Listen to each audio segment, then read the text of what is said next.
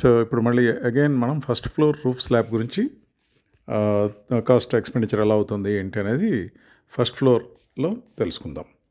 దీనిలో ground floor roof slab casting అయిన తర్వాత వెరీ నెక్స్ట్ డే మనం క్యూరింగ్ స్టాక్స్ అవి బిల్డ్ చేసుకుని సైడ్ సెంటరింగ్ రిమూవ్ చేసేసుకుని క్యూరింగ్ స్టాక్స్ ప్రొవైడ్ చేసుకుని 1 డే మామూలుగా వాటర్ స్ప్రింకిల్ చేసుకుంటూ నెక్స్ట్ డేలో కంప్లీట్గా వాటర్ పాండింగ్ అనేది చేయటం జరిగింది.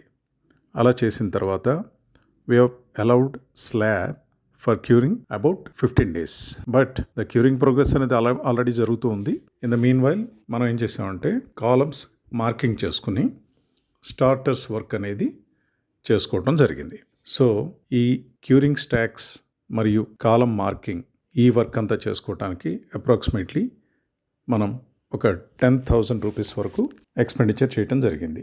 దాని తర్వాత మనం స్లాబ్ హైట్ 12 feet అనేది కన్సిడర్ చేసుకుని చేస్తున్నాము.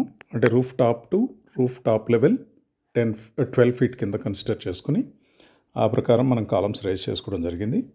అగైన్ ఫస్ట్ ఫ్లోర్లో కూడా మనవి 12 columns ఉన్నాయి కనుక ఈ 12 columns up to roof beam bottom level అది 10.5 feet వచ్చింది. ఆ 10.5 feet హైట్ మనం రీఎన్ఫోర్స్మెంట్ ఓవర్లాపింగ్ చేసుకుని అలాగే కాస్టింగ్ ఆఫ్ కాలమ్స్ అనేది చేసుకోవటం జరిగింది. సో అలా చేసేటప్పుడు స్టెయిర్ కేస్ పోర్షన్లో వచ్చేటువంటి 2 columns మాత్రం mid landing beam bottom level వరకు రేస్ చేసుకుని rest of all columns based on hour roof beam depth. ఇక్కడ ఒక పాయింట్ మనం ప్రధానంగా గమనించాలి. రూఫ్ బీమ్ బాటమ్ లెవెల్ అవి ఆల్ బీమ్స్ యూనిఫామ్గా ఉండవు. As per design based on span beam యొక్క డెప్త్ వేరీ అయ్యే అవకాశం ఉంటుంది.